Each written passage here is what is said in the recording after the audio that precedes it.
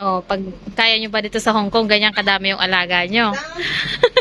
Ayan yung pinsan ko si Manay Prad sa Bicol. Ayan yung nanay niya tsaka papa ko magkapatid. Ito yung mga alaga niya, 4 na aso. Ano gusto nyo, bata o aso? Dito tayo tatambay. Magba-barbecue tayo. Maghapon, ayan. Grabe ang lalaki, pandila ng pandila. Ano kayang mahirap, no? Aso o bata? Hindi ko pa na-experience yung aso.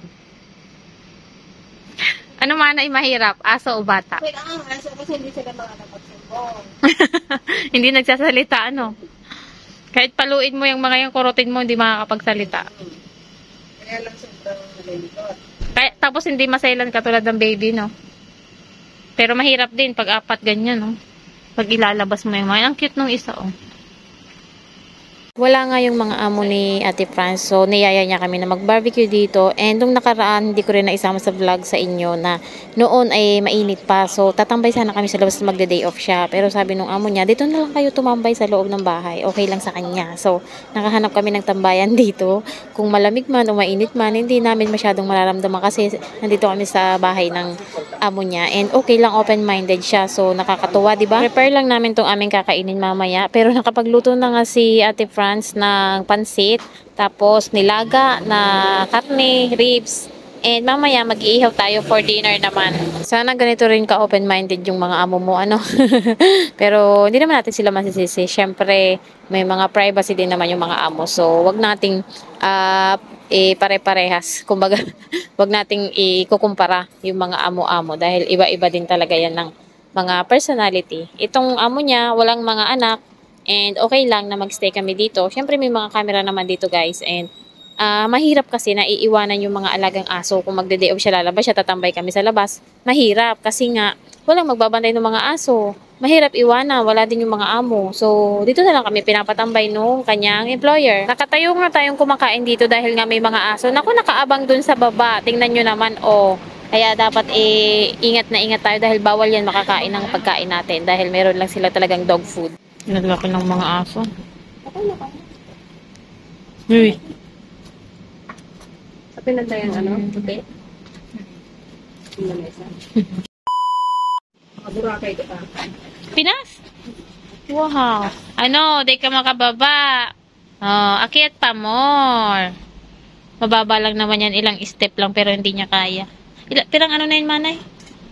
3 months pa lang? 3 months pa lang yung poodle. Hindi mo ko baba, kawawa naman yan. Hindi ko kita ang mata mo. Nasaan ang mata mo?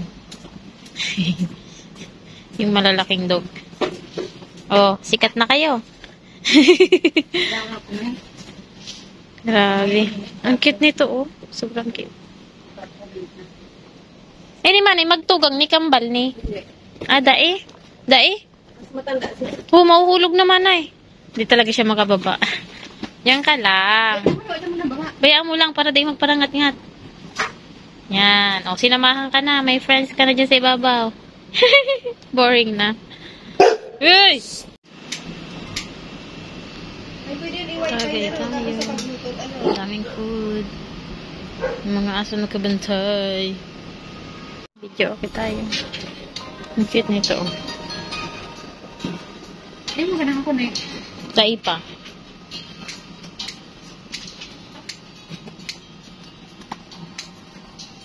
Ano pagkunitan ko? Mental time.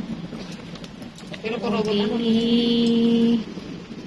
I will be eternity. Eh, magkakaroon.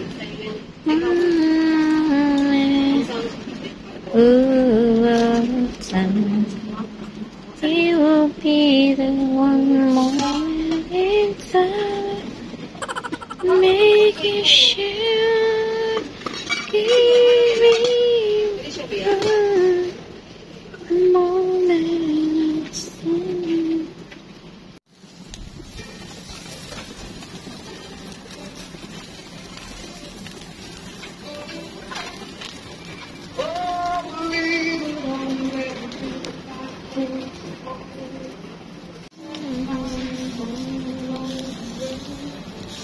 Mga ignorante ka ang ido na iyan eh. Kaya ni dapat ikaw ano.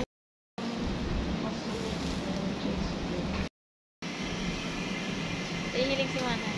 Cheers! Dahil lubagtag sa kuan. Sain, Manay. Namamarong na na. Tigpa parang. Hello! Kulaon. Wow, so cute. Parang fox. Hi? Hi? Hi? Hi? Naihi ka ron eh. Ihianin daig di ano. Uy, malamok pala ni. Naihi ka ron. Iyo. Nag-ihi na. Oops, di mo pagtuuma ka ng ihi mo. Ayun na, naapakan na ang ihi niya. Hala. Hugasan yan. Udai. Hugasan ni Manay. Ang ihi. Ang bitis niya. Ispray ba ni Manay? Sa daw. Alin daw. Shh. Ay, pag inuma ang ihi mo, mabata yan. Kakauwi ko lang ng bahay, tapos may ganito sa aking labesa. Tingnan natin ang laman. Hindi ko alam kung sino nagbigay kasi wala naman silang sinabi. So, nandito lang siya sa lamesa ko. 50! O, diba? May pang Jollibee na naman tayo. Hindi, pandagdag ko sa sliding window. Ayan, 50! Wow! Lutong na lutong. Meanwhile, sa Pilipinas, so si Papa Alden na nag-start na nitong ating dirty kitchen. Bali, ang budget na sinasabi niya dito na bibili ng hollow blocks and ano pa nga ba yun, semento, buhangin is nasa 5,000 pesos daw. Hindi pa kasama syempre yung bubong. Ito lang yung flooring lang. So, nagsimula na siya nung isang araw. Isinay niya to sa akin ngayon. So, mga pagbalik ko na siguro yan magagawa. Tutulungan ko na lang siya kasi magtutulong maghakot nung hinalo. So, mag-isa lang kasi siya. Susolohin na lang namin DIY, dirty kitchen na lang ito. Kaysa magbayad pa kami sa labor, kami na lang, dahan-dahanin na lang namin pag uwi ko, sabi ko sa kanya. So, ngayon, hinukay niya na para pag uwi ko daw konti na lang yung gagawin. Iba, sinisipag nga itong lalaking ito. At yung harapan pala namin, guys, ay naipagawa na din. Sabi ko, i-vlog na din nga. Ay mamaya ipapakita daw. So, ito yung labas namin. Grabe, ang ulan pa rin sa Pilipinas. Kaya nakakainis. Kaya kailangan na talaga itong ipagawa. Tingnan nyo naman. Ang putik-putik palagi. Ang dumi-duming tingnan. Yung palang bubog nito ay saka na natin ipapagawa kapag sumahod na ulit tayo sa Facebook. Itong ipapagawa pa lang ito namin. Ipinagawa pala namin na ito na harapan, guys. Ayan, nakita nyo. Meron na siyang bubong. Wala pa nga lang harang. Ang iharang daw kasi niya dito ay hollow blocks na lang. Kasi nga nagtitilamsikan pa rin papasok yung tubig kapag ilalagay natin ay yung bakal na harang. Gusto niya kasi yung parang tubular ba yung tawag doon? Yung ipangharang katulad sa bintana, yung ginamit sa bintana. Sabi ni Papa Alden, hollow blocks na lang daw namin. So, ang nagas namin dito, guys, sa harapan is 11,000 pesos. Kasama na lahat, labor, materyales. So, nag-canvas sila ng mga magagamit. Tapos, long span na rin yung ginamit dyan na yero. Ayan, long span siya katulad nung ginamit sa bahay natin. Nasa 760 ang isang piraso. Tapos, 5 yung nagamit.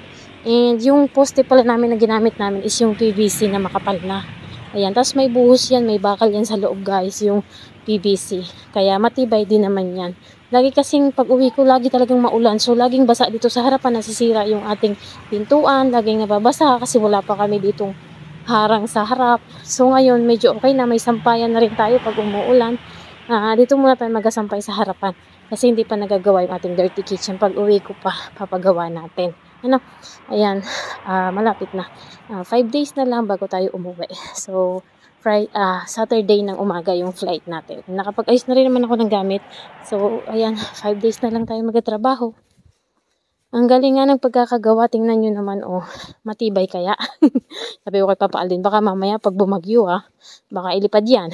Kasi bagyuhin sa atin. Sabi ko nga, kung magbabaha pa ulit, baka pwedeng, ano na lang ang gawin. Lagyan ng plastic yung pintuan namin para yung tubig hindi papasok sa loob. Kasi diba hanggang sa may bintana lang naman yung tubig. So, pag hinarangan namin yan, baka hindi na pumasok sa loob yung tubig kapag bumabaha. Para hindi madaming linisin.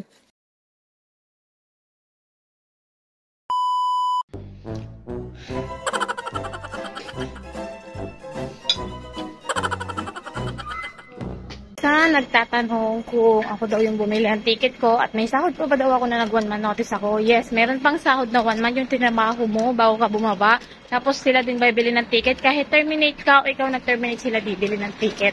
Babayaran din nila yung annual leave na hindi mo pa nagamit. Ganyan po dito sa Hong Kong. Marami ka rin bang dark spots? Tapos pimple mark? Ito pala yung nakakatanggal sa kanya na Pico laser mo na yan. Dito lang ito sa Central. Sobrang lapit sa exit D2. May kasama na rin siyang whitening kaya papantay yung kulay ng mukha mo. Yung mga may melasma tapos yung pigmentation sa mukha, naku, mag Pico laser na rin kayo. Hurry up kasi may promo sila ngayon. 1,280 Hong Kong dollar 3 session na. 3 beses na kayong babalik. Magbabayad kayo sa unang session tapos after a week or a month, pagbalik nyo, may 2 pang beses na libre na. Depende yan sa skin type natin, kung marami tayong problema sa skin. At kung may iba pa kayong skin problem, i-PM nyo lang yung WhatsApp nila. Nandiyan sa comment section. Pati location.